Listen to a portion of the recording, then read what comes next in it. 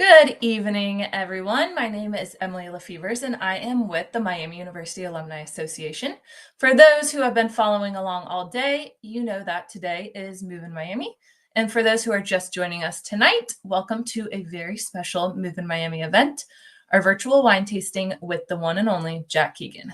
So tonight, we are celebrating the arrival of the class of 2029 to Oxford in a fun and memorable way by raising a glass and reminiscing about our own first days on campus. So Jack Keegan, as you know, is our resident wine expert and beloved Miami faculty member. He will be guiding us through a fantastic selection of wines. So whether you are a wine connoisseur or just here to enjoy the evening, there is something for everyone. So a little bit about Move in Miami before we get started. So as we enjoy this evening together, let's not forget what today is all about, and that is Move in Miami. So while the students are moving back onto campus, for our office and our alumni, Move in Miami is a fast-paced online fundraising event. And it's all about welcoming the class of 2029, making sure that they have everything they need to start their journey on the right foot, but also to support over 230 other project pages or projects around campus who are fundraising. So our goal is to raise 2,029 gifts in 20 hours and 29 minutes. And while we did meet that goal earlier today, which is very exciting, we have a stretch goal that we want to meet. And we are looking for more gifts, like I said, to benefit the over 230 projects that we are fundraising for around campus. So if you haven't made a gift, you still can. You can do that at moveinmiami.org, and every gift counts. For $18.09, you can name a squirrel on campus. As you know, there are hundreds and thousands of them that still need names if you saw Mark around campus today. Or another suggestion, you could make a gift to the Performing Arts Series Student Success Fund in honor of our very own Jack Keegan, and he'll talk a little bit more about that in his presentation. Two more things. If you have a question or a comment, please use the Ask a Question button below the video to share your comments. And also, we've done this in the past. We haven't done it in a while. If you would like to submit pictures or comment, you can comment where you are on the Ask a Question button. But if you'd like to submit pictures, you can send them to my email. I'll leave this up for a second. And throughout the program, I can pop them up on screen. Just show us your setup, or you and whoever you're with, or if you're just by yourself, anything you want to do, show us what your wine tasting looks like. So thank you for bearing with me for that very long intro. But without further ado, take it away, Jack. Thank you, Emily. And by the way, just so you do know, Emily's squirrel was named White Claw Reed because, of course, Emily loves White Claw. And if you know about Miami, you know. It's a high noon, but it's still a seltzer. Oh, my Lord, traitor. And anyway, so yes. And of course, if you know Miami, you know Whitlaw Reed. And so I thought that was fairly clever in that. So welcome to all of you this evening. As you all know, I typically tell you, in fact, what the wines are first. And there they are. The wines for tonight, in fact, are the Campo Viejo, which is, of course, a Brut Cava from Spain. And then actually, I decided, in fact, the thing tonight was an EU kind of thing, too. And so that's what we're doing. And so then we're going to Austria for Hopler. I apologize, I did not put the umlaut over that O. They're Gruner Veltliner. And then the 24 Pieropan, Soave, one of my favorite producers in all of Italy. And then we're going off to France to Chapoutier, Belleruche, Rosé. And then back to Italy for the Tornatore Etna, Rosso. And then finally back to France for Château Nerthe. One of their sort of lesser wines or younger vines that they do in all of that. As Emily mentioned, one of the things, in fact, that I'm supporting, I always am a big supporter of the arts, and we'll talk about this later. But in fact, they are doing for the Performing Arts Series a student success. It's amazing. In fact, on the Performing Arts website today, they were talking, in fact, about all the people, in fact, who have worked at the Performing Arts and, in fact, have gone on to very, very good careers. And so it's a good jumping off point for people in arts management and other things like that. So again, it's one more thing, in fact, that makes Miami the amazing place that it is. And so that's really good. So let's start with the first wine, and that, of course, is the Campo Viejo Cava, Brut, as you can see. As usual, as you know, every time I do this, I open the I open the bottle and show you how to open properly a sparkling bottle. My family, or actually my friends, have gone to calling me the champagne whisperer, since I don't like them to pop. I just like the bottle to whisper as I open it. So that's what I try to do every time. As you know, you take off the top. Those of you who took the wines class, of course, from John Dome, I agree with him. He didn't like seeing the bottle naked, and so I always leave the capsule on top of it. And then, of course, you bring down the tab, and there's always 6 turns there. And so, and actually, one thing I haven't done is always put my non-dominant thumb on the top, so I've had it under control. 1, 2, 3, 4, 5, 6, and loosen that up. And then, of course, you hold the cork and turn the bottle. And you can see, in fact, that's already raising up there. And so if I do it properly and I can keep it under enough control, that's what you end up with. It worked. Hey, hey. It's going to be a good evening. So, and again, Cava, by the way, a dear friend of mine, Mary Horn, who works, she's very much a sparkling wine expert. And unlike beer, and in fact, I actually learned to pour beer at Bofferding in Luxembourg. You pour the sparkling wine basically into the middle of the glass. And so there, look at those bubbles. Isn't that just lovely? And I really do like, very often they will tell you that if you're drinking really good champagne, or especially old champagne, they want you to put it in a white wine glass. And so very often you will see that, but I still think it's just so wonderful to see the bubbles. And certainly, and this is a beautiful example of a cava, and it just looks so beautiful in the glass. As you can see, in fact, the last couple of days, it's been cool and cloudy, very, very strange. I was pleased that move in Miami either didn't have pouring rain or 95 degrees. So it was really very nice to see. But it's nice to see, in fact, all of those bubbles coming out of that glass. And of course, the wonderful thing is the carbon dioxide brings the aromas to your nose. And so if you smell this wine, fresh, a little bit, in fact, of that sort of biscuity aroma, sort of that brioche that they talk about, that's there, in fact, that comes, in fact, from the yeast. Wonderful, sort of nice, bright fruit at the same time. Maybe, a little cherry, really very, very nice. And of course, if you taste this,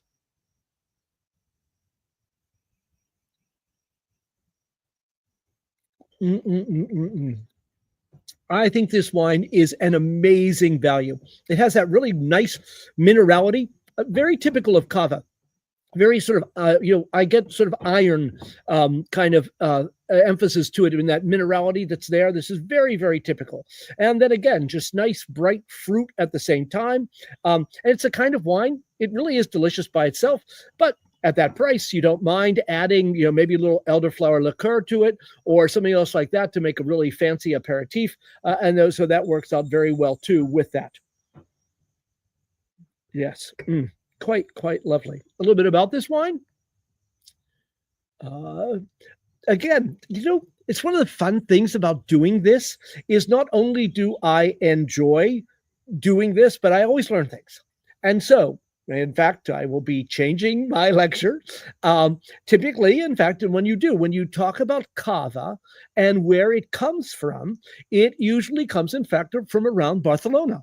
And so it is up there in basically northeastern Spain, is where, in fact, I always thought. In fact, when you talk about it always, it is. Well, here, a few years ago, they have actually allowed 4 different areas within Spain to actually be or make cava.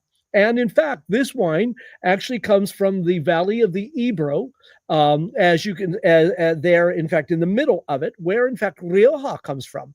In fact, this in fact is in the town of Ligorno, and so very interesting, in fact, how that sort of works with all of that. So I thought that was very fascinating to see. Very, very different place than certainly I know.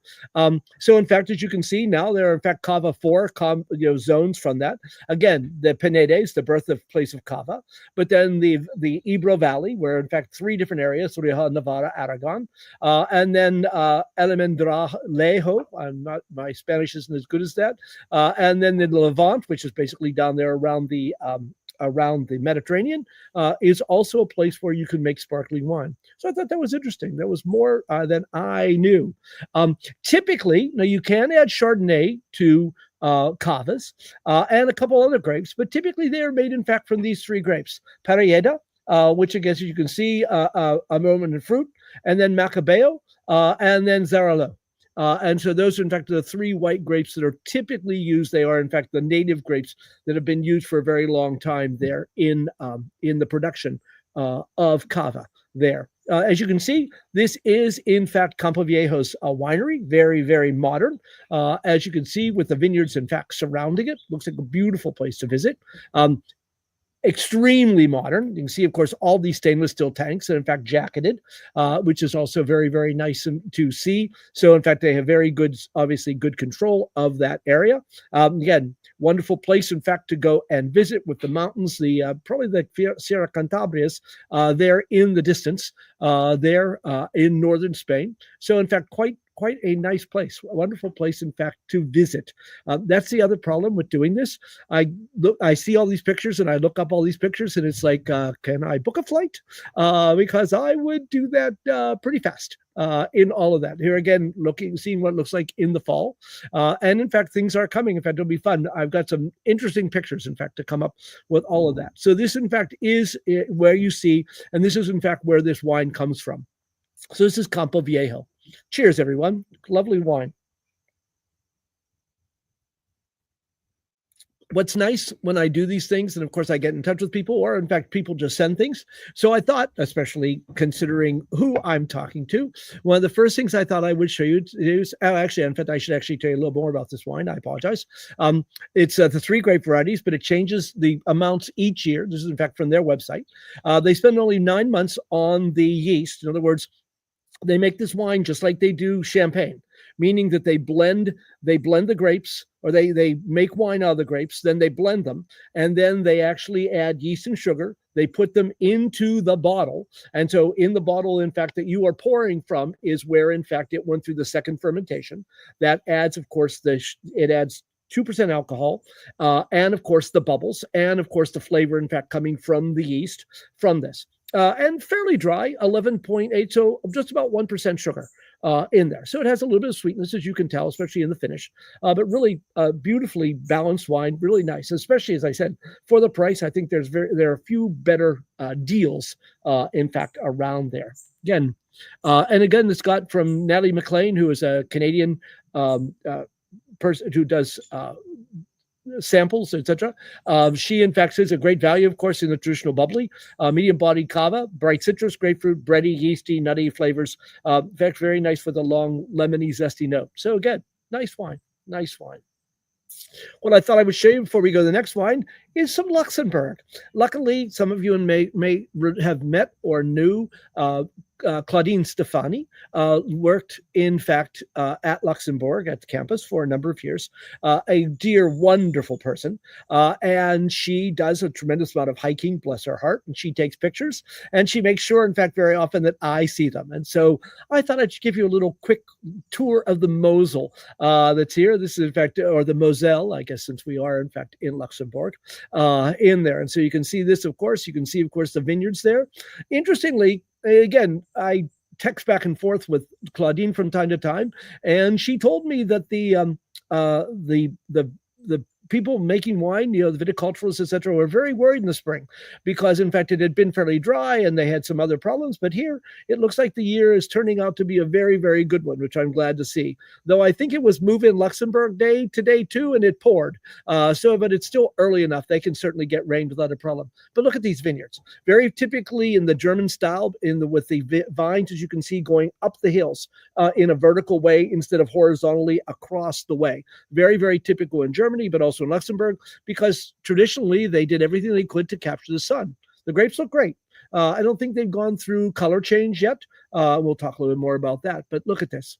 Beautiful Luxembourg, these wonderful, wonderful vineyards on that hillside. So that was very nice. I told Claudine that I was going to be adding these to tonight's thing. So again, it's really fun to think about. I loved my year in Luxembourg and was lucky enough to be back actually 2 years in a row. Not going back this far as far as I know, but I did make it back for the 55th. So that was, in fact, great fun. And then stopped there last year on my way to Germany because I had to do my Bordeaux recertification last year. So that was fun. Okay. So we will continue our march or walk through the EU, and we're off next to Austria. And this is, in fact, from Hopler. This is a Gruner Veltliner. that is actually Austria's national grape. What's nice about this wine, very easy in many ways, is of course it is a screw cap. So it makes it in fact very, very easy, in fact, to open. And in fact, usually very nice.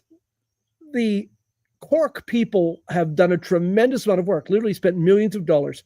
One of the problems with cork can be what is called cork taint, where in fact you will get a musty aroma to the wine. And in fact, this was what really sparked people into making screw caps. And there's nothing wrong with screw caps. I have no problem with screw cap wines at all in there, but it does make it obviously very easy because in fact, a lot of people don't own a corkscrew. So again, if we pour this wine,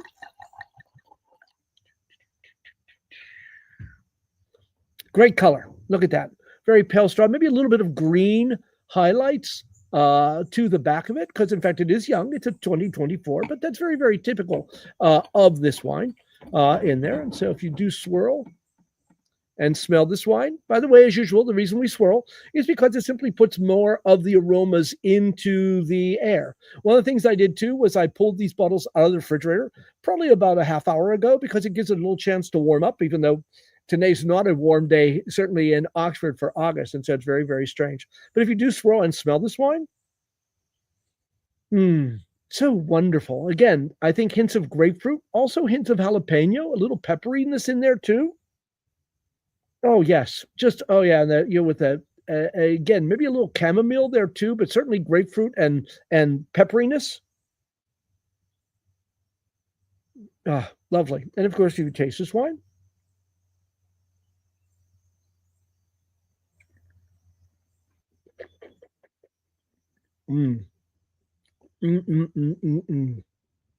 Nice. Has a nice depth to it. You know, not only is it good and refreshing, completely dry.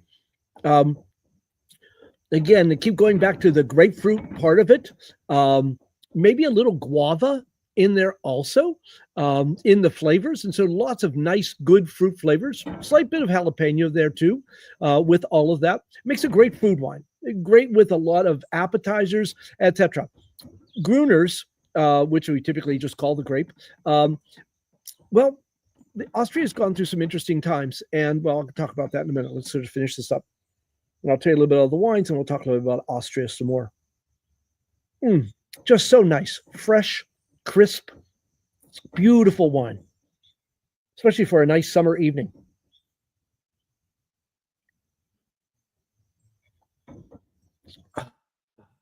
A bit about this wine. Here we have Austria. It's sort of interesting because you can see, of course, Germany is over there to the west, and there really are no wines that are grown in that area south of Bavaria. All of the vineyards in Austria are actually, in fact, far to the east. By the way, you see Wien, which, of course, is the German way of saying Vienna. By the way, Vienna is the only major city that has extensive vineyards within there. As you can see, 1,500 acres. Again, if you go to Paris, there is a small vineyard up in Montmartre that is always fun to see, and they have a big, in fact, festival in the fall, usually end of September, early October. That's really sort of very neat, etc. But there's no other major city that has as much vineyards as it. So we talk about the Vienna woods, etc., and it's sort of very, very important. But you see everything's there. Most of the grapes of the largest area is, in fact, what's called Niederösterreich. And you see, in fact, three areas there, Campo, Kremstal, and Wachau. They are, in fact, probably the most important or considered by many people to make the very best wines in all of Austria. But actually fairly closely done around, in fact, Burgenland, where, in fact, this wine comes from. You see that sort of the blue there, and in fact it's an interesting word there. You see the Neudsiedler say Neudsiedler, and then of course you could say lake or sea that is there, is a really interesting lake that's there. You can see a good size. I think it's about 2 miles wide and about 5 miles long, but it's no more than like 5 or 6 feet deep. And in fact, it has actually disappeared 2 or 3 times in recorded history and basically dried up during bad years there. By the way, you can see, in fact, it's near the Pannonian Plain. The things that make a difference is, in fact, the Alps to an extent, but then the Pannonian Plain, in other words, in Hungary, which, of course, is right there across the border from Austria. And then they do get some of the from the Mediterranean also is to do this. But, of course, because of the Neusiedlersee, it's a great place, in fact, for a lot of reds and also for some dessert wines. So very sort of interesting from that standpoint. In there. As I mentioned, the grape is Gruner Veltliner. It is by far the national grape, the most widely planted grape in Austria. And so sort of very interesting, in fact, to see. This, in fact, are a couple of the vineyards that, in fact, that Hopler owns. They make a number of different wines. This is, of course, their entry-level wine. Here's Kirchberg. Here's Edelgraben. And you can see, in fact, I like this picture because you can see, in fact, even though this is in Burgenland, there, in fact, is the Neusiedlersee there in the distance. And so the water, in fact, makes a real difference when it comes to temperature and how the grapes grow, etc. As you know, nothing is more important, in fact, than than climate, or what we use the word terroir in there. This, of course, is Christoph Hopler. In fact, very, very well known in the things is making, in fact, excellent wines. And so this is, in fact, where it is. Again, very modern winery. You can see they have, in fact, extensive solar panels on the roof of their very, very modern winery that's there. He really, in fact, sort of took over the family winery and just transformed it. So very important from that standpoint. As I mentioned, it is Gruner Veltliner. It's from the Burgenland, a 13.4, so relatively low in alcohol. So that's always very nice. With that, very low residual sugar. Again, typically you can taste somewhere around has to be at least 5 grams per liter before you can get any sweetness at all. So this is certainly dry and has good acidity, which in fact you can tell from this wine. So it's very, very nice from that standpoint. I thought I would mention a couple other things. Again, Austria is a very interesting place, and that's because they had a major wine scandal in the 80s. And in fact, no one was drinking Austrian wines. I mean, so most of their wines are exported anyway, and it fell to nothing. And so what they ended up doing was probably, in fact, making some of the strictest wine laws, in fact, in all of the world. And so that's sort of very interesting, for them to happen. They obviously grow a lot of the wines, the same grapes as in Germany, but I thought it'd be interesting too, just to give you just a brief hint of 3 interesting red wines that come from Austria. One is Blaufränkisch, also called Lemberger. We grow some facts of Lemberger here in Pennsylvania and Ohio. That's there. It is an interesting grape, makes, in fact, a very sort of Beaujolais type of wine that is part of that. So again, it could be very, very nice. Zweigelt, as you can see, is the most widely planted red grape. It's actually, in fact, a relatively new variety. It is, in fact, a cross between Blaufränkisch and Saint Laurent. That's right to the south of there. And in fact, the gentleman's name who basically bred the grape, his name was Zweigelt, so he named it after himself. There was also a very important person in Austria called Lenz Moser, and he really pushed this grape, which is why it's so widely done. He has a certain training system that's also widely used there. And then finally, Saint Laurent, which is named, in fact, for St. Lawrence's Day, probably, in fact, from Pinot heritage. St. Laurent is, in fact, from August 10th, which, in fact, is typically or around the time that often the wines begin to change, the grapes tend to take color. In other words, veraison comes in around that time in Austria. And so that's, in fact, why they, in fact, named this grape for that. Make some very, very nice wines. So again, you may be surprised to see some Austrian red wines, but I thought I would give you a little bit of background in that for the whole bit. Questions, Emily? Yes. So we don't have any questions relevant to these wines. We did have one, but it was about the temperature, and you answered that question. But Amanda did share a picture. Let me see. There we go. Sorry, I know it's a little awkward because we're in the background, but there's a picture of their beautiful spread. And she said, wine is very important, but the snack spread cannot be ignored. Class of 80 and class of 1980, and then class of 2017, enjoying the wine tasting together tonight. So that is awesome to see. Yes, good. It's always Yes. great when Miamians get Yep. together. We have a Mhm. couple questions that came in with registration, but I'll save those for the end. Okay, that's fine. Alrighty. We'll continue on. I think what's the next one? Oh, yes. In fact, this is one thing too. Yes.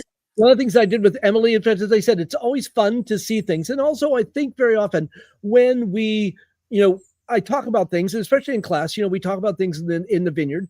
And in fact, I show because one of the things that ends up being very important in many, many parts of the world, or a real problem for everything, are birds. And in fact, not only birds, I can still remember being in a winery a long time ago in Italy, and I noticed that there's a wire going around the vineyard, and I'm like, "What's the wire for?" Oh, that's to keep the wild boars out of the vineyard to, in fact, prevent them from going. I remember being in a vineyard in California, and I noticed, in fact, that the first 6 rows, didn't have a single grape on them. I'm like, why? Ground squirrels.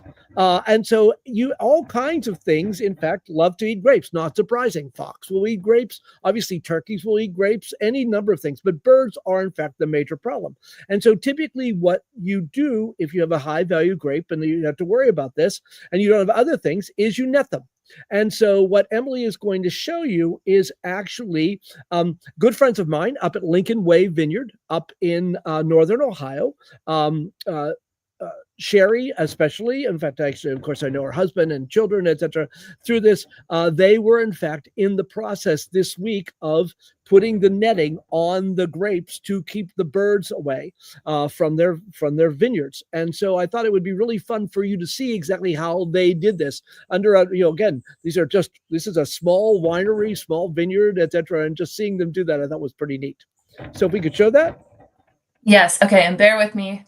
Sure. As I share my screen and make sure I am sharing the right tab with audio. Alrighty.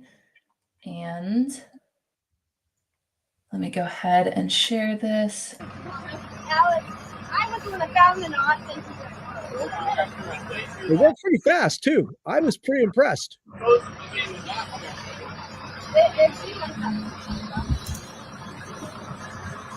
were fine the first time.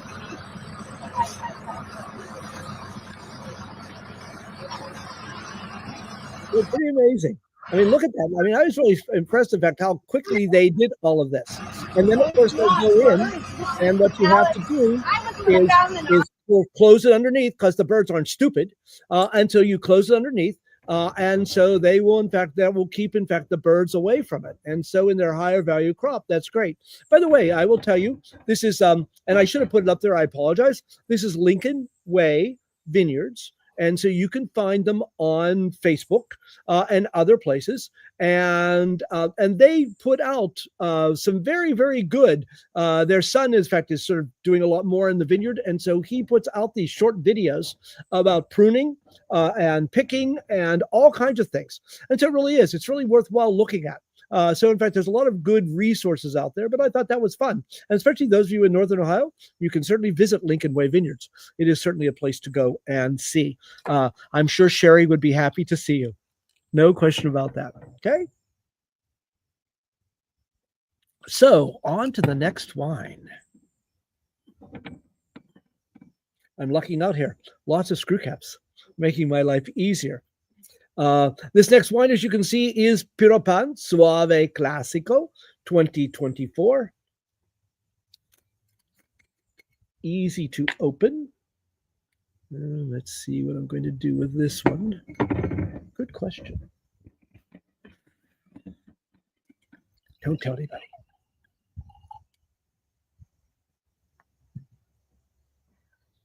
Again, a little more yellow to it, a little more golden in color in there. And of course, if you swirl and smell this wine, oh, so different. It has a sweetness to it. Again, the wonderful fruit that's there. Soaves are often called the Chablis of Italy. And you understand why. There's that chalky minerality there. There's that sweetness that's there.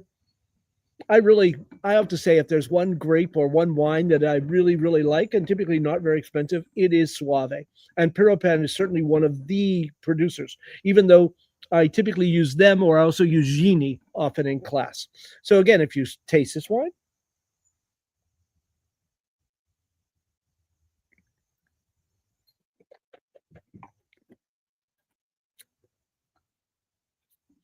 a little more sweetness than the Hopler, maybe a little less acid than the Hopler also. And so it rounder, richer, and so very, very nice from that standpoint in there. Has that really nice minerality, and there's almost a breadiness to that wine. You know, it really reminds me sort of, in fact, almost like a crust of bread sort of flavoring that's in that wine at the same time. And a really wonderful chalky minerality. Just a lovely wine.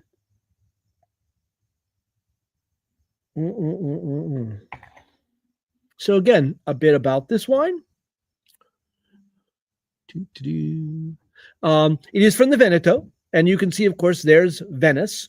And so, in fact, which it's all named from. Sometimes, in fact, the three areas, because there's also Friuli Alto Adige, or excuse me, Alto Adige, and then also Friuli, also Venezia Giulia. Most people don't think of that because, in fact, you typically only call it Friuli, but it's actually Friuli, Venezia Giulia. And these are the three Venices, because, of course, Venice had such strong military might over much of this area. And so that's where it's from. And there are a number of wines in that area, but you can see, in fact, here, in fact, it's the city of Soave, not really very far from Verona. And so very easy, in fact, to get to there. Very interesting, too. It's a wonderful town, as you can see. It was, in fact, those walls were built in the 1300s, and actually 1379. At one point, in fact, as all of those areas did, went back and forth between various people. At one point, it was owned by Milan, and then it was owned by Venice, and then it went someplace else, and then, of course, it was owned, but for the most part, the Venetians. In fact, it was outpost of the Venetian Republic, and so they really, in fact, had that. But interestingly enough, too, and that's one thing never to forget about when it comes to Italy, was that, in fact, it was French, in fact, for 8 years. During the time of Napoleon came down and did the Kingdom of Italy. And very interesting, too, a wine you may want to look for is Mancini, like Henry Mancini. And in fact, they grow what they call Pinot Nero, Pinot Noir. And they did because, in fact, it was the French during Napoleon's reign who brought those grapes down there. They have revitalized that vineyard. It's just delicious wine. But in fact, so there is, in fact, still, you can still see the French influence, in fact, in Italy, 200 years later. So it's sort of amazing to think about that when it comes to grapes with all that. The walls are, in fact, a mile long. There are 24 towers on the wall. And in fact, very, very interesting place to visit. Wonderful small town. I think there's only about 7,000 inhabitants. When I took students there, we, in fact, were there, in fact, and had lunch in Soave that is there. This, in fact, is the Pieropan family, of course, has lived there for a very long time. But it was really, Soave didn't have much of a reputation for a long time. And in fact, it was Nino, which in fact is actually his nickname, Pieropan, who basically started all of Soave and putting it on the map and really giving it the reputation that it has today. He unfortunately passed away in 2017, and his two sons, in fact, do it. But the family, of course, has been living there, as you can see, for a very long time, 250 years. So this is their palazzo. Excuse me. This is their modern winery. And of course, you see the vineyards above the hill, all that Travertine marble that's there. Again, look at this, just beautiful vineyards. It's just so beautiful. It just is an amazing place, in fact, to visit. But here, in fact, are the vineyards. And of course, what it looks in wintertime. They do get snow, not a whole lot.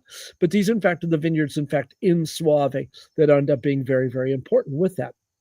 Again, modern eggs, typically glass-lined tanks that they do their fermentation in. And this has become very, very common throughout the wine world. I wanted to add this, and of course, it's a little bit of reading, but I thought this is so important to realize. One of the things I tell my class all the time is that this is farming, and you depend on Mother Nature, and there's little you can do about it otherwise. But look at this. This was 2024. The wet winter, rainy and mild, left the soil heavy and difficult to work. Arrival of spring, late frost hit the lowlands. So again, frost causing significant damage. The hills, of course, because again, you've got good air drainage, were in fact not as affected. So where you grow the grapes is very important. May or June, cold and rainy, heavy and violent rainfall. Water bombs dropped, 200 millimeters of rain in just a few hours. We know about that around here too. Events caused landslides, made access to vineyards impossible, complicating plant protection. They lost 10 to 20% in yield. Summer, of course, brought a new chapter. July and August marked by scorching heat, humidity, very high maximum temperatures, prolonged dry spell until mid-September. Those conditions, we began harvesting healthy grapes, such as the Trebbiano di Soave, which is one of the grapes that goes into this. But then the second half of November, again, heavy rains. And again, the grape that is in this wine, and you'll see this in a moment, is Garganega. And so again, I like this flexible approach. It's like we did what we could, going from one vineyard to the next, depending on the health of the grapes. Each division abandoning their usual thing. It's like, if we could pick them, we picked them, was what has happened, in fact, in 2024. And in fact, they had to get everything done by October 20th because obviously when you have all that rain and the grapes are so ripe, they mold very, very easily. As they say, deterioration becoming irreversible. And so this was the problem. This, by the way, was a lot of problem in France too. When I was in Bordeaux in October, the mold, etc., they just simply had too much rain. And rain at harvest is you just don't want it. So it's amazing. I really have to toast them that they think that they can make a wine this good with all of those difficulties. That's why I really wanted to share that, because you really get the feeling that this is what they have to deal with to get that wine into the glass. As I said, this wine is 85 to 90% Garganega, which is in fact typically the wine, the grape that is, excuse me. One of the things, in fact, again, many of you might remember when you were growing up or got into wine, you probably drank Soave Bolla, B-O-L-L-A. And in fact, it was mainly made from Trebbiano. Trebbiano is one of the most widely grown white grapes in all of Italy. If you drink Frascati, it's made from Trebbiano. And so, in fact, it's very wide. It makes a decent drinking, white wine, perfect for sitting on the patio on a scorching afternoon and having. The better wines are made from Garganega. And in fact, most of the wines that in fact your fine or your better Soaves, in fact, are going to be in fact made from Garganega. See, cool fermentation, 5 to 9 months on fine leaves, which is one of the things that gives a little bit more of that concentration of flavors, etc. And only 12% alcohol. And I never thought about that until right now, but probably only 12% alcohol was because of that rain in September, etc. So the grapes did not get as ripe as they would like them to be, because typically I would think that this wine is probably 12.5 or 13% alcohol. And so this, in fact, partially low alcohol was because them fighting all of that bad weather and getting the grapes in while they could, and they were still in decent shape. So it's interesting how you come to those realizations as we go along. Okay. Lovely wine.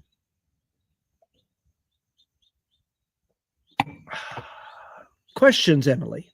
I think I'm saying it's right. This wine, things got 92 from suckling. As I said, brothers Dario, these are, of course, are Nino's children. Brothers Dario and Andrea, the agronomists, responsible for 70 hectares. So that's about 170 acres of proprietary vineyards across the vineyards. They champion, of course, indigenous varieties like Garganega and Trebbiano di Soave. Trebbiano di Soave is a specific clone of Trebbiano. They say white pepper, jasmine, ripe orchard fruits are certainly there.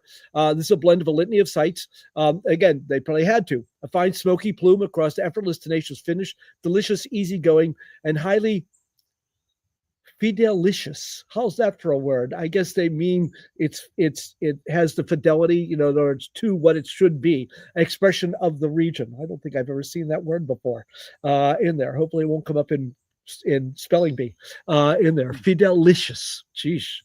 There's a new word for me. Interesting. By the way, this is in fact from the Veneto, and I love this picture. Again, talking about a way to deliver the wine. This, of course, is in Venice, and you can see on ship. Those, in fact, are the sort of maybe like 5-gallon or 10-gallon carboys that, in fact, are filled, in fact, with wine in the prow of that ship. So that it was a great picture. The areas other than Soave in the Veneto that you should know about is Valpolicella. In fact, again, we were talking about this last night at dinner. When you went to an Italian restaurant in the 60s and 70s, what do you have? You had a red checkered tablecloth. Then typically you'd have, a candle on the thing that in fact had the wax going down over the fiaschi, the typical Chianti bottle. But the wine that you probably drank was either Valpolicella or Bardolino. They are, in fact, a blend of 3 different grapes, typically, and they were just everyday, easy drinking, good wine with red sauce. It was very interesting. The people in Valpolicella, they got serious, and in fact, they began, in fact, improving their wines, etc. And so, very, very, very good wines. And there's 3 or 4 different sort of types that come. This is also where Amarone comes from. Amarone della Valpolicella is actually a wine, typically dry, that it used to be sweet, that in fact higher in alcohol, but it's made from dried grapes. They take the grapes and they set them out. They lose like 30 to 40% of their water, and so it concentrates the flavors. And so Amarones can be absolutely wonderful. Those of you who have taken my class, you undoubtedly had Masi Amarone, because it's what I use in class almost all the time. The people in Bardolino are just catching up, but they still make, in fact, wine very much like they did in the 50s and 60s. And then, of course, to the north is Prosecco, the sparkling wine region. And by the way, you can see, in fact, this grape event. I took this picture at Masi. These, in fact, are the high pergolas. And this is, in fact, because it tends to be wetter, etc. This is how they train the grapes in much of northern Italy for that reason. And so that's what you're looking for on that picture of all of that. And this, of course, I was lucky enough. It was, in fact, early November, but this is, in fact, on Lago da Garda, Lake Garda, in Bardolino. And on just a beautiful November day, people were still sitting out eating ice cream, etc. It's just an amazing place to visit. Though, I don't know if I've ever said this before, but I always look at this picture and I always remember, because I was driving down from Luxembourg. So, of course, I had a rented car. And so, of course, I had Luxembourg plates on my car, which means I was an easy mark. And I was taken in for some bogus problem, in other words, I did something wrong, they said. And in fact, the person walked me to the ATM machine for me to pay my, I think, $80 fine there. So I don't have the highest thought for Bardolino in many ways. I was not a happy camper that day, but it makes for an okay memory now, sort of. Any questions, Emily? Yes, well, a picture and a comment. So let's get to that. Our picture is right here. And this is from Jillian and Wyatt. And they said, enjoying a wonderful date night with these wines. I miss seeing them. Jillian and Wyatt are 2 great people. And then we had a comment from Scott and Margie. They said that they were in New Zealand touring vineyards in March. And not only did they have the netting all over the vines to keep the birds out, but one vineyard they drove past had a recorded gunshot broadcast over speakers every 20 seconds. They said it startled them a bit. Yes, and it can do so. I remember, again, there's kinds of memories. I went to a wonderful winery that unfortunately no longer exists in the middle of Ohio, and I've got great pictures. And then, in fact, that's what they do. It's actually called a propane cannon, and so it's attached to propane. And what it does, but in fact, it's sort of not every 20 seconds, because then the birds will get used to it. It's random. And so they told me when I was out there, because in fact, if you get too close to it, when it takes off, it could in fact probably break your eardrums, because it's extremely loud. And this, of course, is what they use, one of the ways they keep the birds out. And so they told me, I think the minimum time between was like 90 seconds. So I knew as soon as it went off, I had to run as far away as I could, then through past it and then to the next one. So I would not, in fact, have my ears blown out. So it's sort of funny to think about that. The other thing is, too, about keeping out birds is some people, in fact, I remember being in a winery in California, and they hired a falconer, basically a person who has hawks and falcons, and they would go out every day and allow the birds to fly over the vineyard, because no self-respecting robin or starling is going to be anywhere near a hawk. And so by doing that, and I told the guy, I said, how much did it cost you? And this is a while ago. He said it would cost him $2,000 for the month. He said, but I probably saved $20,000 worth of grapes. And so birds can be a real problem, especially if there's a wire or if you have woods nearby, so they can hide in the woods and then just come and eat the crop whenever they want to. Again, sorry about this, but when I did research up at Ohio State, they used to have a vineyard right there on Lane Avenue, very close, in fact, to the university. They couldn't keep it anymore because they simply could not keep the birds in that suburban area out of the grapes. It was just impossible. And so they finally had to abandon growing grapes, in fact, at that site. So birds can be a real problem. I used to take the class, obviously, of Valley Vineyards, and Kenny Schuster would say all the time, I hate birds. And I understood, this was his livelihood. So I love birds. So that's okay. I guess we even out. Next. Yep. Belleruche, Rosé from the Côte de Rhône by Monsieur Chapoutier. Look at that color. Just such a wonderful pink. Jeez, so nice. And probably has a little bit of spritz. I see a little bit of bubbles in there. Just tiny, tiny ones. It's a CO2 that's left over. And that's fine in there. So again, wonderful pink color. Very pink, actually. And of course, if you swirl and smell this wine, wonderful, dry, sort of apricots. Yeah, really nice. Little peaches, nice red fruit. Has a nice sort of soft roundness, a little jammy. And of course, you taste this wine.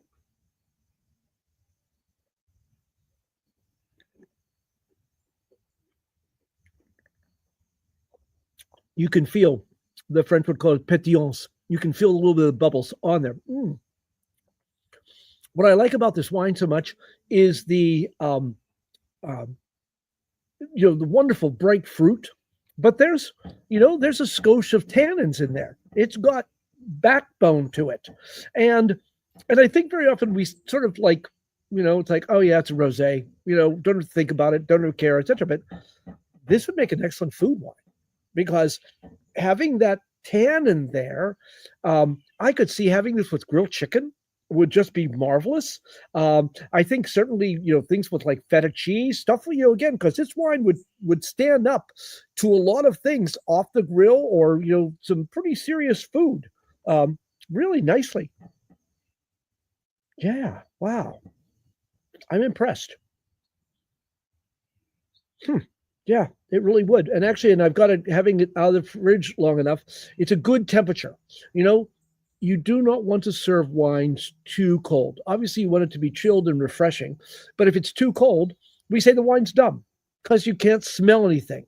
And that really is a shame to not. So letting the wine open up, laying the wine at a decent temperature. And again, I'm certainly not, it's like, it's got to be 56 degrees.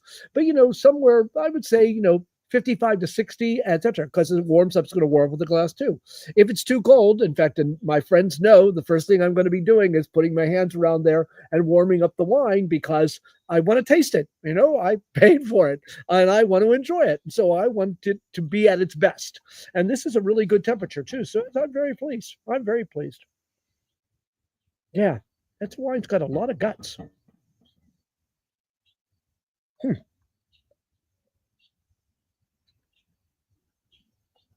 A little bit, actually, and I have no idea. Oh, in fact, yes.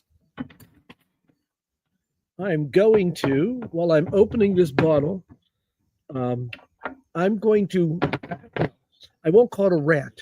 I will simply tell you we're dealing with reality. And the problem in America is that there are more laws dealing with alcohol than anything else.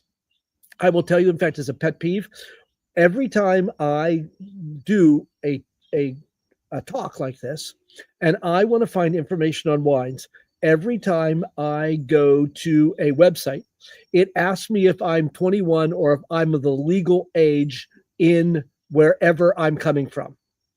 And the whole time I think, I can't drink the screen. What difference would it make if I were 15 and wanted to know about these wines? You know, I mean, it just makes no logical sense. That's minor. The other thing is, and I feel sort of badly about this because it didn't really stick in my head until I really thought about it. And that is, when I do this, I get wines that I feel comfortable will be available anywhere in Ohio. And typically I will go out, if you know, with this, I go out onto wine.com and I look for equivalent wines if you cannot find it or if wine.com doesn't have them. The problem is that each state runs its how the wines are, brought in or everything like this. So it finally came, and I'm going to check it with wine.com, especially for those of you who live in Illinois. I was also thinking about Virginia, and I actually will check with our people in alumni to find out where most of the people who are out of Ohio, participate, because when I go to wine.com, it only tells me the wines that are available in Ohio. It doesn't tell me wines that are available in other states because it knows where I am. And so I can't tell you for sure, oh, this wine is available in Illinois or this wine is available in Virginia. And so I'm going to see if I can fix that so that when I do give you, ideas for equivalent wines, that you can get something that's equivalent. So again, that was my thing, and I didn't do anything about opening this. So again, typically when I do this too, obviously always just take off the top. I'm not, trust me, I go to way too many restaurants and they rip the whole capsule off and I just cringe. I just can't stand it. This is the other, in fact, very, very good producer. This is Etienne Guigal. Guigal, Chapoutier and Guigal are probably two of the most famous, and they have wines from everywhere from, you can sell $10, $12 up to hundreds of dollars a bottle. And so they really do run the gamut, both of them in the Rhone River Valley. Let's open this. Pop. I'm just going to put this here.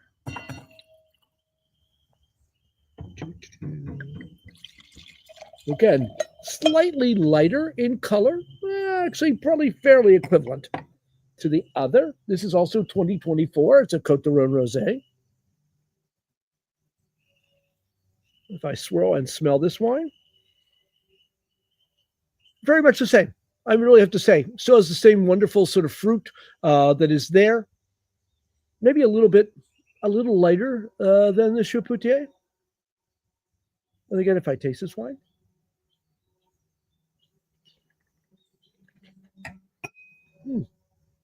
yeah, a little brighter, a little fruitier. Still has a nice backbone though. Maybe 2. What's the alcohol on that? In comparison, what are the alcohol of the 2? 14 and a half on the most recent and 13. Good. I still can taste things. Right away, I notice the alcohol. And this is higher in alcohol. And you can tell right away that this, in fact, is higher in alcohol than the other wine is. So it's actually sort of nice that I noticed in there. And so, yeah. They're making much better de-alcoholized wines. And we've talked about this previously, and I'm happy to talk about it too.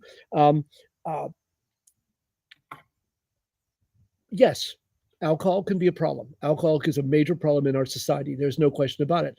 But I think that if you do, in fact, drink in moderation and you do drink responsibly, and again, all of the positive things that come from wine when it comes to camaraderie and everything else that goes with it, and of course, the positive aspects when it comes to your heart health, etc.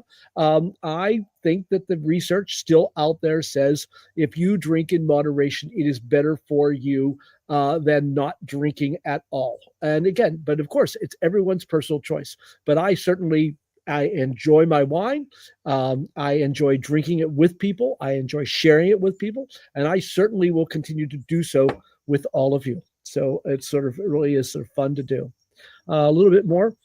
about these wines. There we go. That's right, Belleruche. By the way, Chapoutier is interesting because, in fact, on all their bottles, they actually put Braille. And they've done this, in fact, for a very, very long time, and so that's really very, very neat. It's a neat affectation that they have. You'll find that on all their bottles. So I think that's very neat too. Again, here, of course, is France, La Belle France. There, and of course, you see in the lower right-hand corner, you see Côte du Rhône down there, and Provence, of course, to the south. And so we are talking about the Mediterranean area that's there. There, in fact, are the areas that are in fact, the south of France. And so you see a lot of Côte du Rhône village. By the way, you see regular Côte du Rhône. You can notice that on the left. And then you notice Côte du Rhône village, which is in the pink on the right-hand side.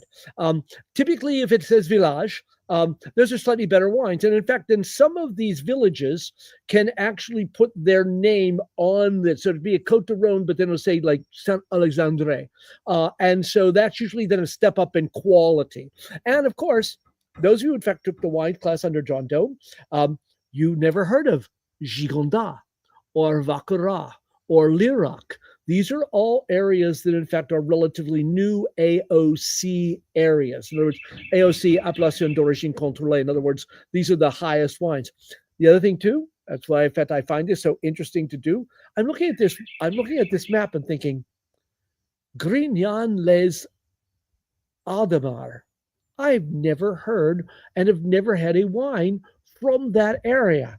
And so, of course, I had to do a little research. And by the way, Côte du Vivarais, also the same way. Well, it was very interesting to see, in fact, with the Grignan de Aldemar, that hasn't always been its name. In fact, it used to be was Coteau, hills, Côte. Côte means hills, by the way. And so it's a very important word. You'll see it all the time. So Côte de Rhône, etc. Anytime you see Côte, Côte de Beaune, etc., it's always the hills, because hills are very important in this. But it used to be called the hills of Tricastin.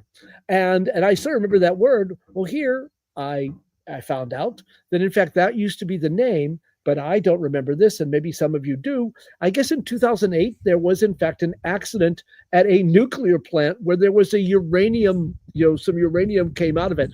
So, surprisingly enough, the people at the wineries did not want to be called Tricastin anymore, and so they asked the AOC to change their name, and so that's why they changed it to that name, which, in fact, I have never seen a wine from. But there are a number of producers, etc. So it's always interesting to see those differences or what happens in all of that. So I thought I would mention that. We'll come back a little bit to that. This, of course, is M. Chapoutier. How's that for quite the thing on a very, very large? And also you'll notice, in fact, that that's a green roof that is there. So, in fact, this is very, very forward-thinking and very, very, very savvy individual. Here, of course, you see M. Chapoutier. They always put it wherever it gets too steep to grow grapes, they put their name. And by the way, you see the little church up at the top on the upper left-hand corner? This is at, oh my heavens, now it's going to take me a second to bring it back exactly. But this is, in fact, one of the most famous places in there. This is, Hermitage. This is, in fact, Hermitage, the hill at Hermitage, because a hermit used to live up in that little thing, and so that's where it gets its name from. So that's the hill at Hermitage that's there. Here, of course, you can see Monsieur Chapoutier, very proud of what he does there. Beautiful vineyards on these very steep hillsides along the Rhône River Valley. This is 50% Grenache, 40% Syrah, 10% Cinot. Most Côte de Rhônes are, in fact, blends. And actually, don't hold me those. Of course, when I do these talks, I look all over the place for information, and this one person said that, but I actually think that it's probably those three grapes, but it probably may not be those exact amounts in there. And I thought this is interesting, though. Night harvest by machine, and so again, they do harvest it, and of course, it's cooler at night, so that's good. Only spends 3 to 6 months, in fact, in no oak, in fact, sort of old oak barrels. But again, got 91 from suckling, dry, mellow suckling rosé, small bellies, melons, small mild spices, medium bodied, fresh acidity, fruity and joyful with good drive at the center, bringing freshness, a mouth-watering finish. Drink now. And of course, it is quite nice. And as I said, I really like that finish with that little bit of tannin to it that would make it really good food wine in there. Okay. again, going back, this in fact what I was talking about, in fact, with the coat of everything, and so I sort of did that before I got to the next one. Okay, questions, Emily? I don't have questions yet, but I do have a picture. I just have Good. not uploaded it to my computer I'm gonna go yet. grab a bottle or two here. It just came in, so while you're doing that, and I'm killing time by reminding people that they can make their gift in honor of the class of 2029 at moveinmiami.org. Here is our picture, and this came from Berta and Marty, and they are Berta is class of 1988, and Marty is her husband, and here they are enjoying this tasting with a lovely setup. She asked how many people are watching, and we had just over 100 people register. So that we have another great number. But yeah, I'll save the questions that we have for the end, as they're more general questions. And actually, you honestly might have answered some of them during the tasting. Well, I was talking and talking and talking, I know.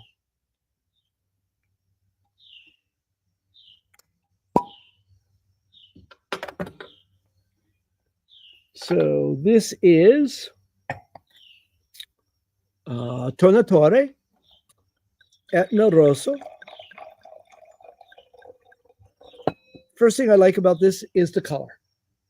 It is not too dark, and it shouldn't be. These grapes, in fact, we'll talk about it, Nerthe Mascalese and Nerthe Cappuccio, are not dark. But then, Pinot Noir should never be dark. You should be able to look through it. I find if the Pinot Noir is too dark, and of course, places like, again, in the 80s and 90s, you understand, places like Oregon, they would blend, Syrah or something to make the grapes dark because people like that. But no, then they got away from that. Actually, a good time ago, which is really great. So the color, this is in fact perfectly right. This is what it looks like. Wonderful sort of red, wonderful cherry highlights, just absolutely beautiful wine. And again, if you swirl and smell this wine, oh, so nice. It's just got that, dark fruits, brambly sort of blackberries and red raspberries.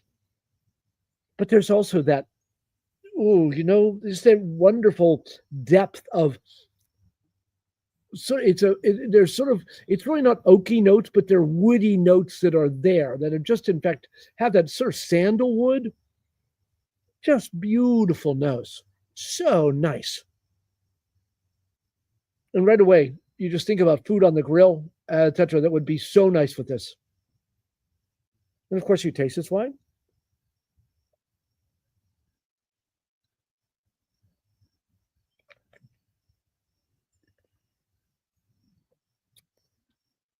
The perfect example. Here's a wine that's not very dark, but that wonderful grip, that just beautiful flavors that are there. All that wonderful, again, black cherries in there with that really just nice, not overwrought tannins at all, but the tannins are there. Serious, you could do this without any problem with steak. You could do this with lamb. Certainly anything off of the grill, would just be so good. And also, I think of mushrooms or, grilled vegetables. So many things would go so well. This is a beautiful food wine. It just really is. It just sings. So nice. So nice. A little bit about this. As you can see, Tornatore, Etna Rosso. And let's see. This is, of course, from Sicily.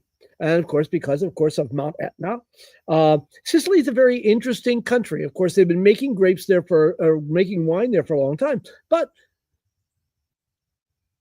it's amazing to see how the world of wine changes. Had you talked to anyone, even 30 years ago, about wine from Sicily, what would they have told you? Marsala. Because Marsala was the only wine that was known by anyone to come from Sicily. And, because otherwise it was like, no, it's far south, etc. And then people like Planeta, and a number of other people, in fact, began, of course, improving their wines, etc. So now Sicilian wines are wonderful. And trust me, wines from Mount Etna, they're the darlings of sommeliers.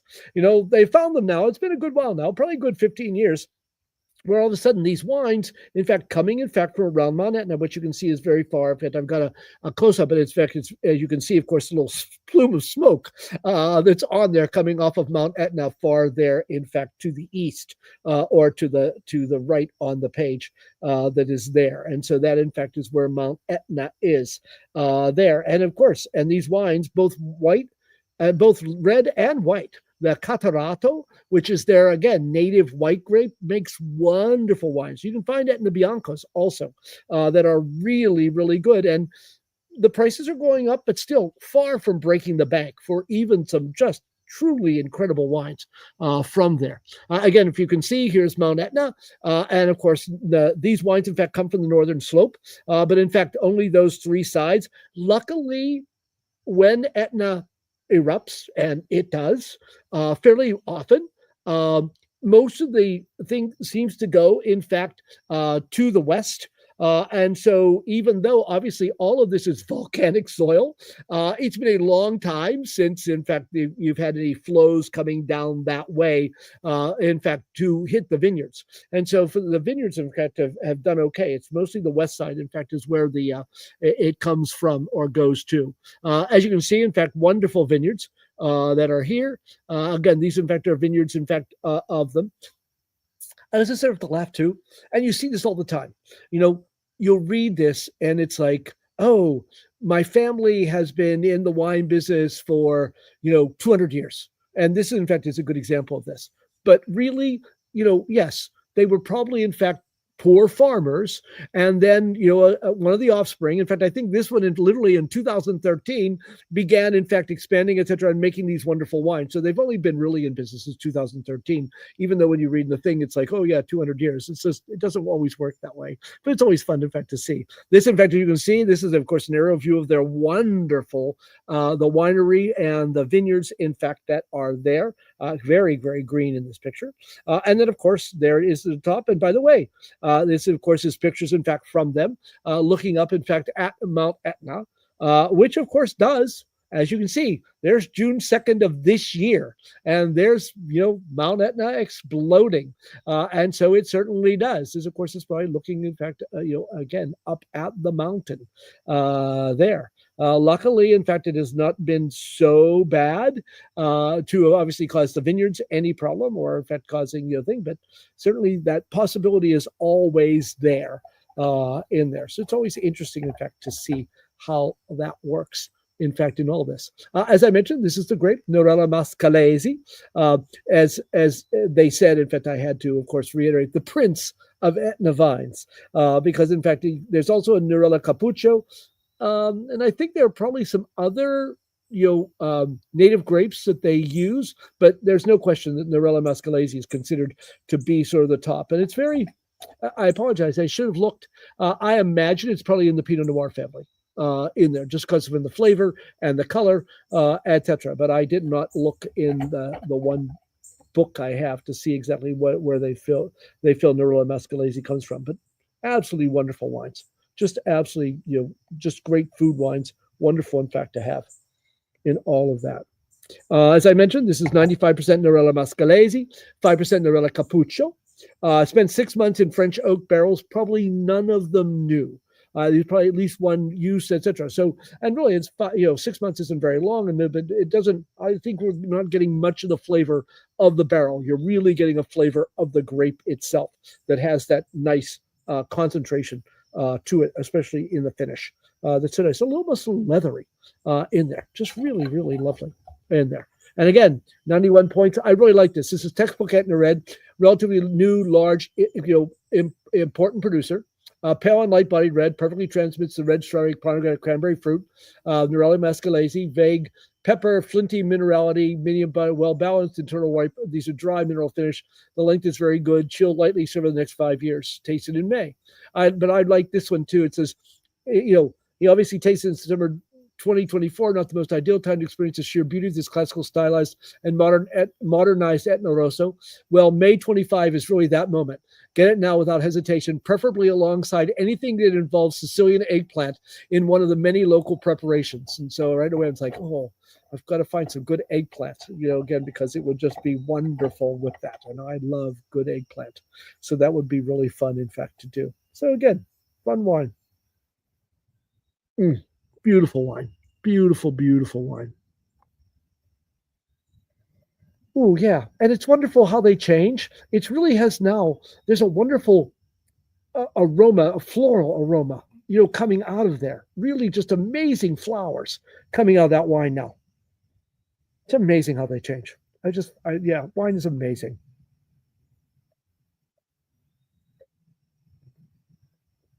Any questions, Emily? Yes, one moment I'm laughing because I have in the past, if you followed along, I have had dog interruptions, but I now have a child. And she was just sitting on my lap, and my husband just took her. So, and my dog is also in the room now. I told you that was my first question. Are we having dogs or children today? Yeah, so I just had a dog and a child. Okay, so again, we just have those two questions that we're saving for the end, but we did have another picture sent in. This is from Allie, and she said they have 8 alumni watching the tasting. You can see it there in the background. And the cool thing is, look at this, these little wine tasting mats they made. Oh, yeah, look at that. Which is very neat. So, wow. very formal. Yes, very neat. Very neat. Yeah. Congratulations. All righty, that's all for now. Oh, yeah. I'm opening. By the way, and I didn't do that. One thing too, I find this fact, actually, I'm sort of very proud of my opening here, even though I've done it 1,000 times, well, probably 10,000 times. If you take the tip and you put it right in the middle at an angle, and then I turn it and I turn the bottle and the thing, so then you get it right in the middle, so you don't end up with little pieces of cork. And so that really makes it very nice for this. And of course, it helps to have a good double flanged cork. I'll use a serious glass. This, in fact, was given to me by an alumni, so I just like using it at the tastings.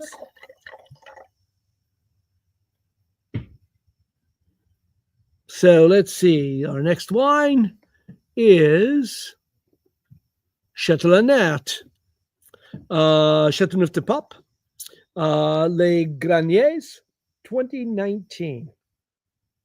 Again, not super dark. And actually, for 2019, surprisingly, has no bricking at all. Not exactly a Miami thing. It's still nice and red all the way to the end. Not super dark, which in fact you don't expect a Châteauneuf de Pape to do, because typically they're mostly Grenache. And Grenache, again, is not a dark grape that you'll see. And again, if you swirl this wine and smell it, oh, isn't that just lovely?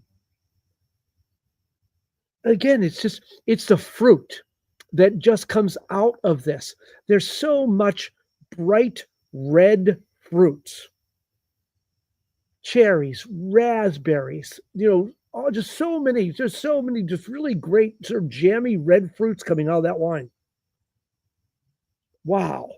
So bright. And of course, you taste this wine.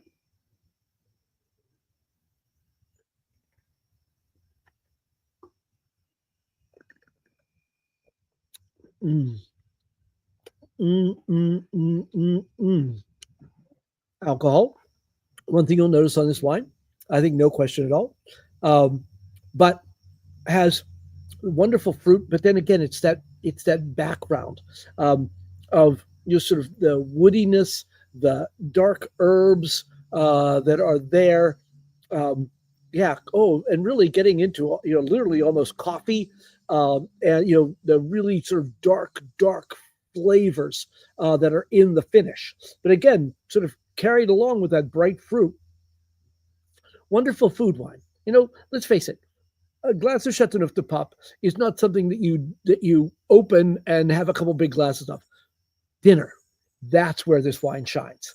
These are food wines. This is where this wine would just right away. In fact, I'm hoping, in fact, that you do have, wonderful charcuterie or whatever around, because this wine is just made for food in there. One of the things I like to make in the wintertime, and again, I think how wonderful this would be, is cassoulet. And again, this is a great wintertime wine. And the cassoulet, which is beans and, duck confit legs and pork and garlic and all that kind of stuff. Oh, it would just be perfect with this wine. And so many other things like that. Porchetta, again, you don't have to stay in France. You can go to Italy. Any number of things like this would just be so good with this wine. Just amazing. So nice. And a little bit about this wine. Châteauneuf. We're back in France. We're back, in fact, in the valley of the Rhone. I sort of decided to stay there again because of this wine that's there. There we are back, in fact, with this in the south. By the way, you can see the Rhone is basically split into north and south.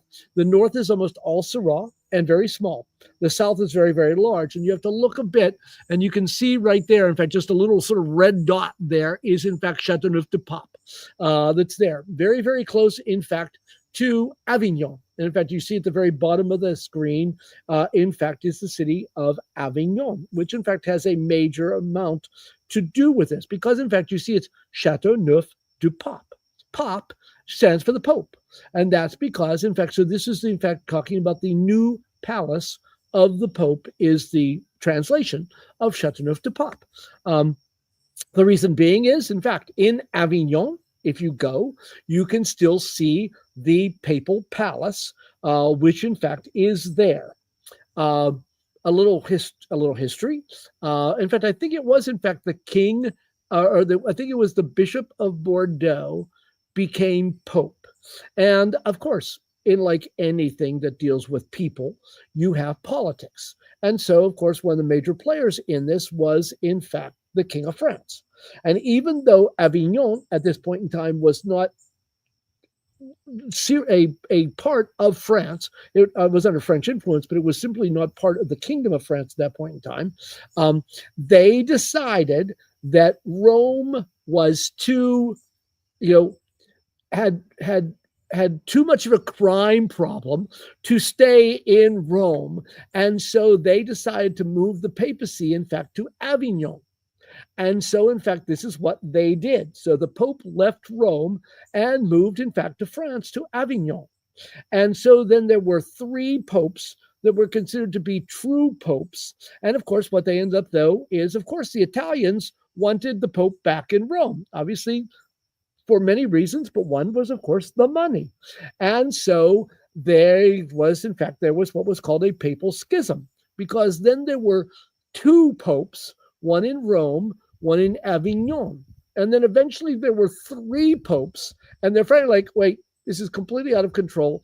They had a big conference and then moved, in fact, the papacy back to Rome, where he has been ever since. And so this is, in fact, but it was very important, when this happened.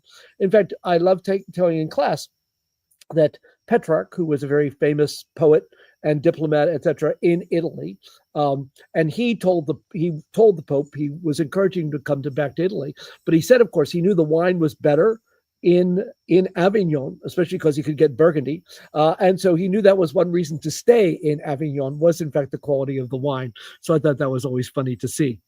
This is, in fact, I took this picture a number of years ago. This is, in fact, Châteauneuf de Pape. What happened was, not surprisingly, Avignon is right along the river. And so in the summertime, shockingly, for those of you who live in Cincinnati or anywhere, it's hot and humid in the summertime. And so especially at that point in time, didn't have screens, etc., bugs, disease, etc. So the Pope built himself a palace away up in the hills. And so this, in fact, was the new palace of the Pope, Châteauneuf de Pape. This, in fact, the keep did not last a whole lot long after all this done, but this, in fact, is what is left. It was also, I think it was a gun nest too during World War II, and it was also then bombed because of a Nazi gun nest that was there too. So a number of things, but it was in basically ruins, in fact, for a long period of time in there. But in fact, actually, I love this picture. You can see, of course, the Rhone River. And if you look in the distance, probably 2/3 of the way across, on the right-hand side, you can see Avignon. And so it wasn't that far away, but it was up on the hill where it got more breezes, was away from the thing, etc. So this is, in fact, where it was. You notice also that it's surrounded by vineyards. And this is because in the 1800s, the people in Châteauneuf de Pape, and there's like 3 different soils, we're not going to go into that, they basically said, they went to a local personage and said, we make better wines than anybody else around here. And so we would like to have our own name, in other words, Châteauneuf de Pape.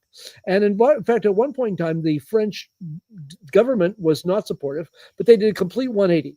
And so, in fact, they were the first sort of delimited area. And in fact, the wines, even though they make very good wines outside of Châteauneuf in this area, they still make the best wines, even if they own land in Châteauneuf and outside of Châteauneuf.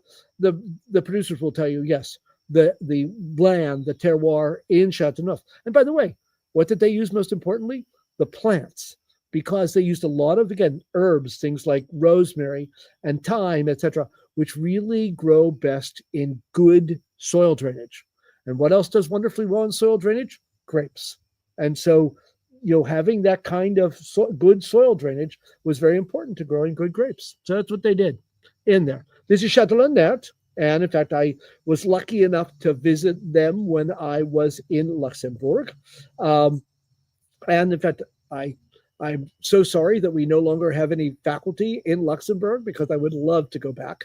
Château Nerthe, in fact, when I went there, they sort of fobbed me off and sort of sent me into a room to do some tasting. And I thought, oh, this is going to be a complete bust. No, the owner was on the phone. And so then he came and gave me a complete tour. It was just absolutely amazing. And so, of course, this is, in fact, the beautiful place that is there. So it's wonderful, in fact, to go to Château Nerthe that is there. Again, wonderful cellar with these very big barrels called foudre. Which are there. In fact, this is a foudre right there. And you can see, in fact, how big it is. This is typically what they keep. So it doesn't have a lot of oak flavoring. It's actually the micro-oxygenation that actually gives the wine its wonderful flavor. And there's a little bit of air that gets into the wine as it ages in that big barrel that is there. Again, a picture of some of the vineyards that are there. I love this. I took this picture. And again, you see this wonderful sort of tower in the distance. And in fact, I was told even then, and this was 2000, that this in fact was a hotel. And so I happened to look today. And so, of course, this is the Hôtellerie de Château de Belleruche. And again, currently, if you want to stay, it's $523 a night. So, if anyone wants to put me up, I'm happy to go whenever you want. It would be great fun. So quite the place, isn't it? So I thought that was fun. Technical data, this is 55% Grenache Noir, because in fact there's a Rosé of Grenache and there's also a white Grenache. 25% Cinot, which is a wonderful grape that we're seeing more of. 10% Mourvèdre and 10% Syrah. So it is in fact a blend, Châteauneuf de Pape. High alcohol, 15.5. I said you mentioned that. And again, aged in old French oak cask or foudre. No new oak is this. This, in fact, is called Le Grenier. Le Grenier, in fact, it was named because at the chateau, this was the storage room for grain. In other words, where they would store, the wheat and stuff like that. And so that's where the name comes from. And this is typically made from their younger vines in there. So again, wine enthusiasts give it 91. Black currant, purple plum, squeeze of orange oil, firm minerals finish, which is certainly there. Sandy tannins, approachable youth. He, of course, says braised proteins such as ossobuco. Yeah, I could see that. Juicy and direct tasting sweet raspberry and blackberry. Coulis, anise, and applewood staves. Shows sweet spice and fruitcake notes that chime through the toasty finish. The fruits keep pace. Drink now through 2030. Again, 500 cases imported in there. So a lovely, lovely wine that's there. Questions, Emily, before I get to the end? Yes, I'll do. I got one more picture.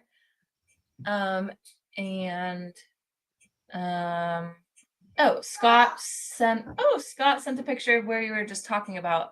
Is it Avion? What did you say? Where did you Avignon. Mhm. Yes, and he sent a picture as well. He just sent it. Him and Margie were there as well. He said, "Beautiful place and outstanding wine." And the picture he shared is really pretty. But we did receive a picture from somebody else who also has a pet distraction. So I want to share that because it was cute. Yes. And then our question. So I have two questions, but I'm going to combine them into one. So somebody said that they heard that this year is expected to be a very good year for wine. Is that for California or Europe? Do you know? And then also in that, this kind of goes along with tonight's theme. Based upon your experience, what is the best European wine region to visit and why? And those are our questions for the evening. Sure. Well, two things. Actually, we have had California has, in fact, had almost an embarrassment of good years. And I'm going to check, but I think 21, and I have to would check with the thing, but 21 has just gotten rave reviews. And in fact, and I'm almost positive I told the class, 23 also, it was a surprisingly cool vintage. And so the 23 wines also from California are going to be great. Things seem to be going okay. Actually, I was sort of worried because I get things from the San Francisco Chronicle, and they, in fact, are going to be getting a heat spike. They're going to be really, really hot in the next few days, and that's a problem. Having heat spikes, the vines can take them, but obviously it's not good. You'd rather not have these heat spikes, and I don't know how long it's going to last, but that, in fact, may be a problem. Also, in fact, things have seemed to be going well in Washington, Oregon. Actually, I should have asked Evan, and I'll mention him again in a moment. There was, in fact, surprisingly, rain hitting, in fact, British Columbia and Washington, back down into Oregon wine country, which is so strange this time of year.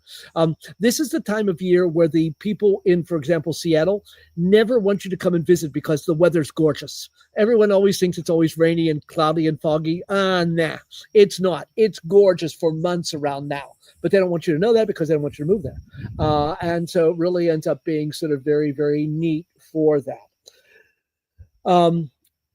Europe seems to be doing okay this year. The problem has been, as everyone knows, the heat. It has been so hot in so much of Europe. And so I really haven't heard what's going on, but that's got to be really concerning for so many places. Certainly Spain and certainly Italy. I mean, I had friends, it was 105 in Paris, for God's sake. And so this, in fact, has truly been a problem. And they're, in fact, obviously, they're all very, very worried about this. I know when I was in Bordeaux, in October, they were talking about, putting in great rootstocks that were more drought resistant. And looking, in fact, at new grape varieties that they can use that will stand the heat more. And so, but still hopefully tastes like a Bordeaux. And so it's really, as I've said before, grapes are the canary in the coal mine. So when it comes to climate change and each vintage being different, there's no question that it's the grapes will tell you what's going on with all of this. And places to go in Europe, oh my God. I mean, it really is. It's an embarrassment of riches. Probably first off on my mind would probably be Alsace. Alsace is just beautiful. And of course, they have flowers everywhere. And of course, as you can see by my background, I like flowers. And so consequently, between the flowers and the wine and the food, Alsace is one of the first places I would say, go, etc. Of course, I was in Germany last October, and it was also beautiful and wonderful. I mean, as I say in class often, grapes don't grow in ugly places. And so, to go to Chianti, to go to the Veneto, oh my heavens, Barolo, to go up to the Piemonte, again, those beautiful hills, wonderful food, wonderful people, really, it really is. I'm going to make a general statement here, and again, because I found it to be so true, and I think because they've gone through so much, etc. People who grow grapes and make wine, etc., they tend to be hospitable people. They know what goes on, and if you show that you're interested in who they are and what they are, they open their hearts to you. It really ends up being just too much fun. And I could go back tomorrow. And wish I could. Actually, that's okay. So it really is great from those standpoints. Okay? So I've got some other things to show you. Let's see, we did that. So one of the things I wanted to show you was because, in fact, because I think, again, we're talking to alumni, and I think obviously it's very important. And so on alumni weekend this summer, we did a performing arts benefit wine tasting, and I really want to do a shout out to a number of people, and Miami alums, simply because here, in fact, of course, it's tough for you to see them all, but it was so great. I had students come back. In fact, practically everyone on this list is either a Miami alum or, obviously a significant other or married to a Miami alum. And they're the people who poured that day. It was so, so wonderful of them to come back, including one of the guys was actually visiting from New Zealand. And he and his girlfriend came and poured that day. One of the other alums, still blows my mind, they had gotten married the day before, and they still came and poured for my wine tasting. We had a wonderful time, and they were at my house afterwards, etc. So this, in fact, are the incredible people that did so. And a few pictures. We had some wonderful wines, especially because over 70 wines at the tasting were donated by Miami alumni. Practically all the people who poured were, in fact, Miami alumni. 60 or 70% of the people who were there were, in fact, Miami alumni. And so it was truly a wonderful show of how incredible our alumni are. It was just so wonderful, in fact, to see and to participate in. It really, really made it great fun, in fact, to see all of these people and what they did in there. I left this, in fact, some people, in fact, who donated, in fact, were Miami alums. Jim Law, as you can see, 77. He basically is considered to be the father of Virginia wines. And by the way, I will tell you flat out, you want to go to a beautiful place in Virginia, go to Linden Vineyards. It is wonderful. And Jim has been wonderful. I've only visited there once. I would love to go back. It is just absolutely beautiful. And he really sets the standard when it comes to Virginia wines and winery. Fran Kaisela, another person who donated a tremendous amount of wines. He owns one of the major importers, Kaisela Père-Fils. And their wines are always wonderful, especially a lot from France, etc. He also donated a tremendous amount of wine, in fact, to the performing arts for the tasting, etc. So again, a shout out to both of those gentlemen with other people. Some other things too, of course, and to say we raised, in fact, $11,000 for the arts here at Miami University to service our students. And so that's what I truly believe in, and certainly am glad to help with all of that. Some other things, though, in fact, I thought I would sort of end you. Of course, the harvest is coming. This is, in fact, my dear friend, Evan Rose, and he, in front of him, has this year's Pinot Meunier. Excuse me. Pinot Meunier is one of the grapes that goes into the making of sparkling wine. And they've already picked their Meunier in Oregon. And there he is. In fact, I'm not sure why he's pouring 17 Stoller on top of that, but he is now he's the reserve winemaker at Stoller Winery in Oregon. I highly recommend you go and visit Stoller and Evan if you ever get a chance. So he sent me that picture today. They just picked that Meunier yesterday. This is also wonderful. Those alumni who went with me to Napa went and visited Frog's Leap and met Jessica Haig, who is a 2000 grad. Just yesterday, She, in fact, announced she's now going to be vice president of direct-to-consumer sales at Schaefer Vineyards, certainly one of the best wineries in all of Napa Valley. So it's wonderful to see Miamians doing well in there. So it really is great. So again, thank you for participating today, and especially for all of those who donated to, I'm not sure how that HH got to. That should have been Move in Miami. I don't know what exactly happened with all of that. Is that it? Yeah, that's it. Jeez. I honestly, and I wasn't drinking when I finished that. I was going to say, Really? did you open up a bottle of wine I don't first? think so. I may have had, maybe I should have. Wonder how that happened. By the way, I also need to make a shout out because two of my friends here are celebrating their 54th wedding anniversaries today, and they're also sitting out here drinking. So to the Robinsons, here they are. Congratulations to them. So huge thank you to you, Jack, for sharing your time, your expertise, and your stories with us. We appreciated all of you who tuned in and submitted questions. We're so glad you chose to spend your evening with Jack and the Miami University Alumni Association.